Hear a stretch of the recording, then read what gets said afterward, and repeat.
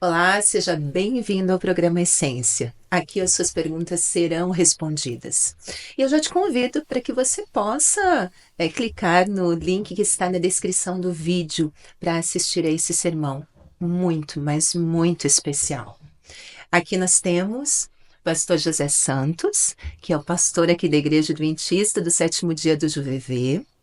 Temos aqui como convidados também Carlos Alves, fundador do Clube de Desbravadores Cruzeiro do Sul. E aqui também o Cleverson Silva, que é o atual diretor do Clube de Desbravadores Cruzeiro do Sul.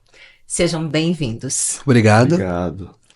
Pastor, hoje vamos falar sobre discipulado. E temos perguntas sobre isso. Está pronto? Manda ver.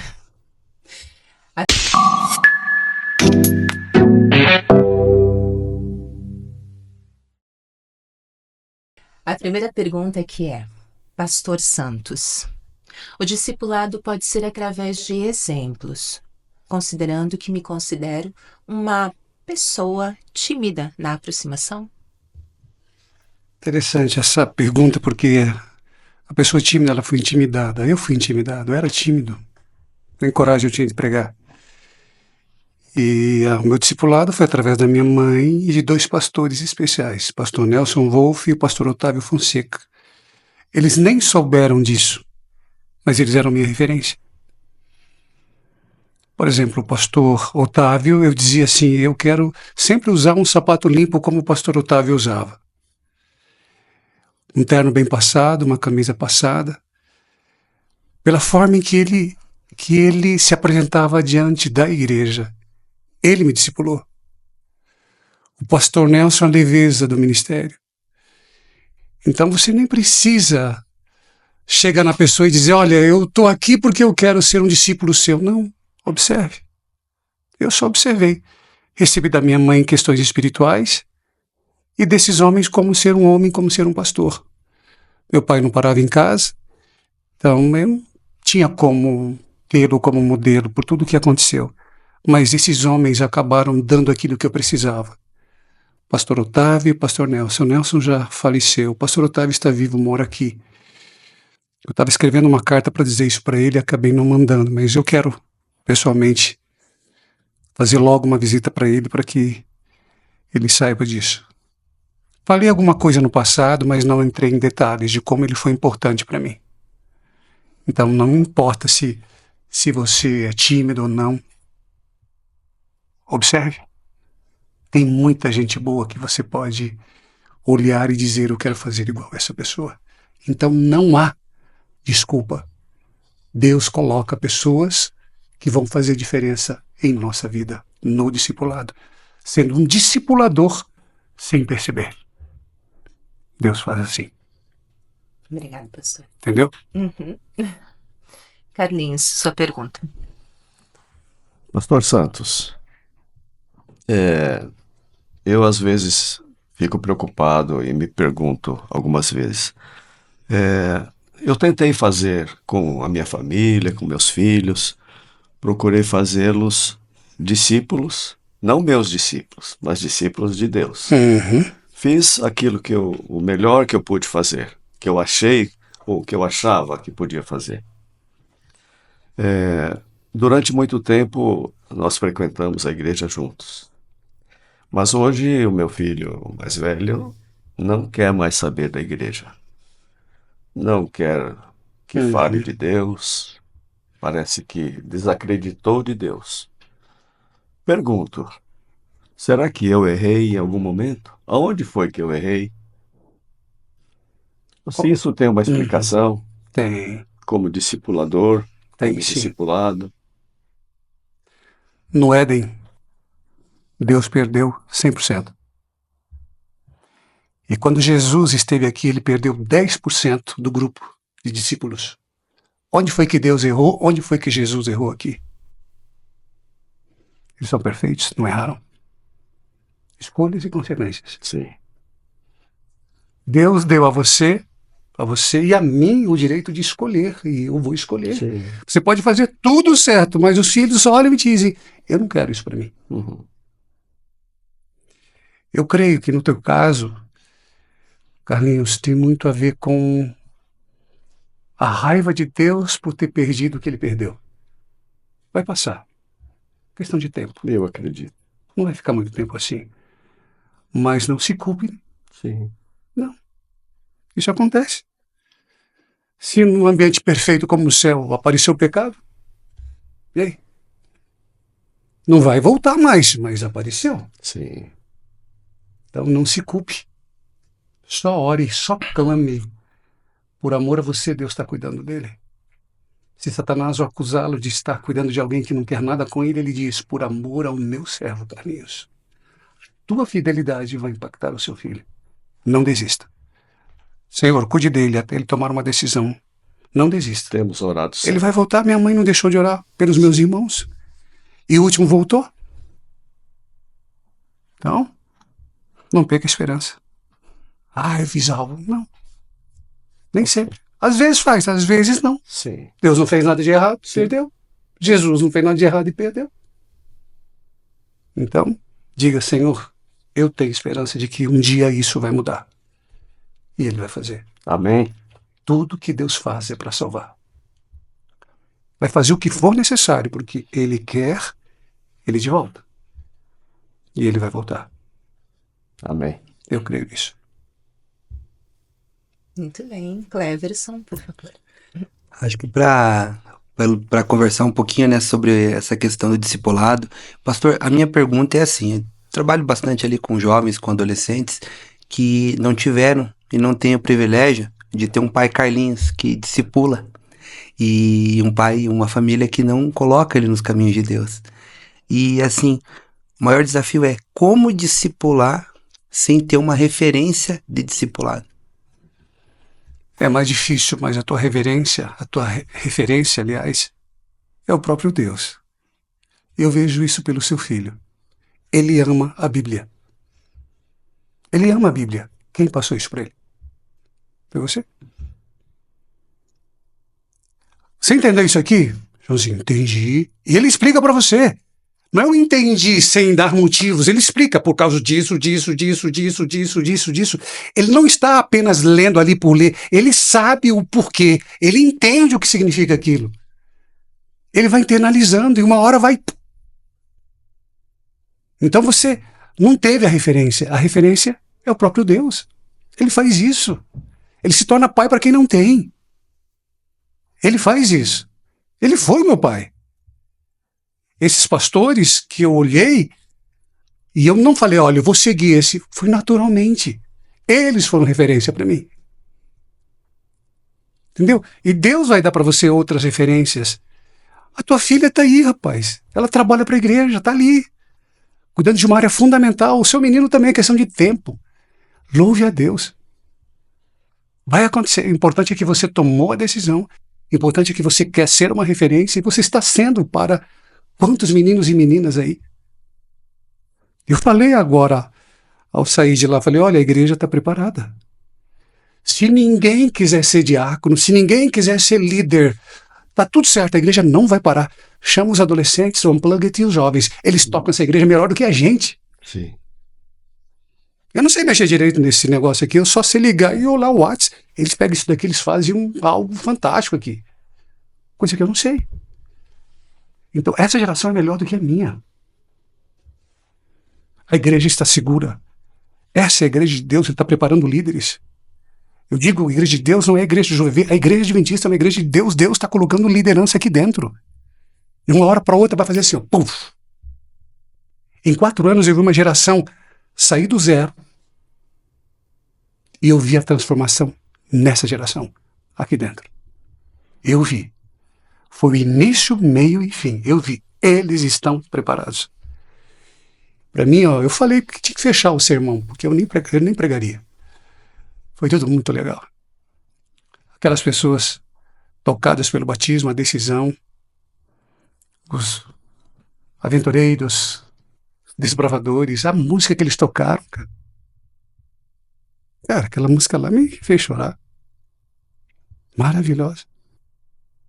Instrumentos de fanfarra, uma banda. Dormiram aqui, eles amam o que eles fazem. Eles amam você, Cleverson. Isso é discipulado, brother. Você não teve uma referência que pudesse tocar, mas Deus foi mostrando para você. E você é professor. Você ama o que você faz. Todo professor é um discipulador. Alguns para o mal, mas você para o bem. Descanse. Eles escolheram você. Amém. Deus escolheu você. Amém.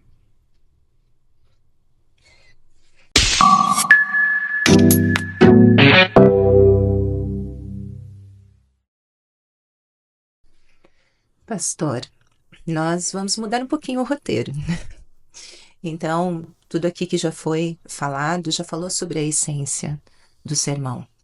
Mas eu gostaria de saber sobre o discipulado da sua mãe. Pode nos contar? Ah, mãe. Ela não fazia intencionalmente. Não creio. Era algo natural. Eu vou ser eu vou discipular meu filho, minha filha. Não, é algo natural. Ela fazia o culto e queria que todo mundo estivesse junto. É isso que o discipulador faz. Andem comigo, Jesus. Chamava os discípulos para que eles andassem com ele por um tempo, para que fossem pescadores de homens, fosse um discipulador também. A mesma coisa em relação à minha mãe. Eu não lembro eu estando em casa, garoto, que minha mãe não fizesse o culto. A não ser que ela não estivesse. Ela viajava muito também. Mas a minha mãe em casa, o culto acontecia de manhã e acontecia à noite. De manhã e no final do dia. De manhã e no final do dia. Ou seja, na minha mente, eu não fazer o culto naquele dia é ruim. Porque eu fui condicionado, eu fui preparado para fazer o culto. E eu posso fazer o culto todos os dias e todas as noites e a minha filha falar, eu não vou fazer o culto em casa. Claro que pode. Ela tem um poder chamado livre-arbítrio, ela escolhe fazer ou não. Mas normalmente vai acontecer. De você pegar aquilo, internalizar e fazer também. E se porventura não fizer, interceda, é oração.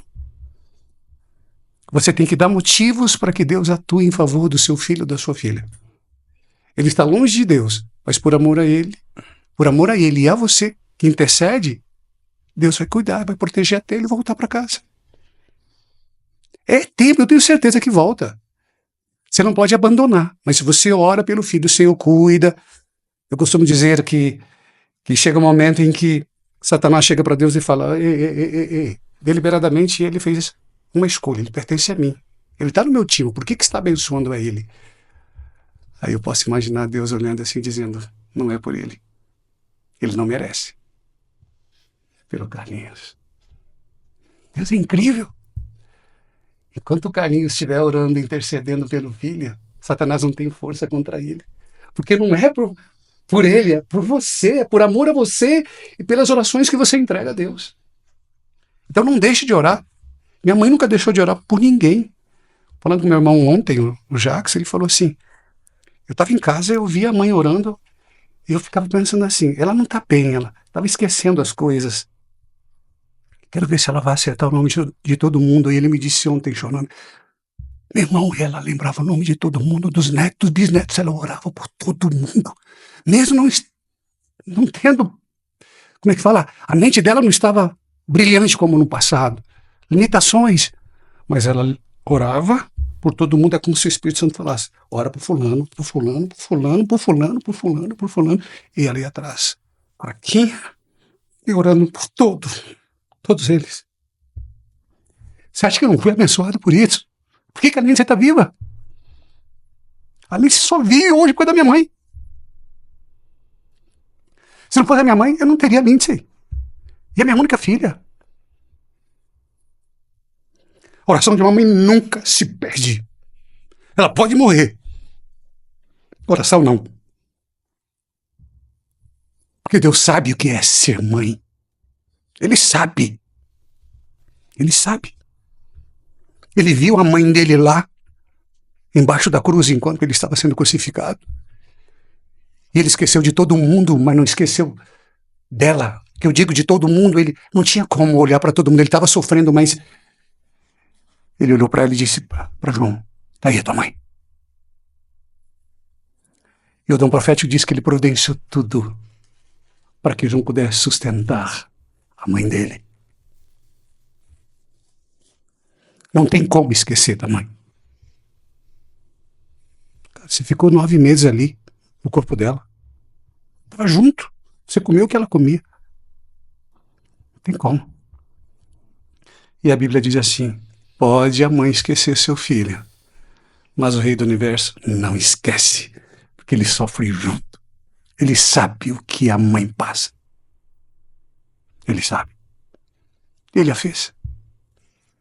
E permitiu ser cuidado por uma. E teve uma mulher escolhida por Deus que carregou por 9 meses o Criador do Universo no seu ventre. Deus tem um caso especial com as mulheres. Ele tem. Por isso que ele chama a sua igreja de a noiva. Eu vou voltar para buscar essa noiva. E nós estaremos na boda do Cordeiro. Nas bodas do Cordeiro. E vamos comer juntos. Porque Deus gostava de comer junto. Ele fazia as coisas com Abraão e comia junto. As coisas com as pessoas vamos comer junto. Porque quando você come a comida do outro, você aceita o outro. Entendeu, minha amada? Sim. Esse é o nosso Deus. Essa foi um pouquinho da minha mãe, Doralice. Hoje descansa. Descansa dessa confusão toda. Mas um dia vai fazer glorificado. Amém, pastor. Eu vou encontrar. Eu tenho certeza absoluta disso. E é isso que me mantém. Isso que me move. Tenho certeza. E ela vai conhecer todos aqueles que foram batizados pelo trabalho que nós fizemos. E ela tem parte nisso. Eu tenho um testemunho aqui na igreja sobre ela. Ela vai saber disso. Eu vou contar. Quando encontrá-la, eu vou dizer, mãe, a dona Dora. Obrigada, pastor. Agradeço muito aqui a presença de vocês. E, pastor, pode fazer oração para nós encerrarmos. Pai, sim, querido, queremos louvá-lo. Queremos agradecê-lo porque o Senhor deu a nós o privilégio de tê-lo como nosso guia, como nosso salvador, mantenedor. Sem ti não somos nada e nada podemos fazer. A ti seja toda a honra e toda a glória por esses anos que o Senhor concedeu à minha mãe, a nossa mãe. Que a tua paz repouse sobre nós, que tenhamos em mente uma tarefa a cumprir. Nunca saia isso da nossa mente. Ajudar a preparar um povo para a tua volta, para que o Senhor possa voltar para nos buscar. Paizinho querido, não esperamos mais nada desse mundo. Preparar um povo para o Senhor voltar. Despovoar o inferno e povoar o reino de Deus. Não quero nada com Satanás. Não queremos nada com Satanás. O Deus da morte, o Deus da dor, o Deus do sofrimento. Queremos tudo como Deus da vida. Deus o Pai, Deus o Filho e Deus o Espírito Santo. Vivemos para ti, Senhor. Por isso abençoe todos aqueles que estão assistindo esse pequeno vídeo, Essência. Que sintam o teu aconchego, o teu acolhimento, a tua proteção, a tua direção e o teu conforto. Porque o nosso conforto está em ti, na tua presença, em nossa vida. Nos acolha mais uma vez neste momento. É o que nós suplicamos em nome de Jesus. Amém, Pai. Amém. Amém.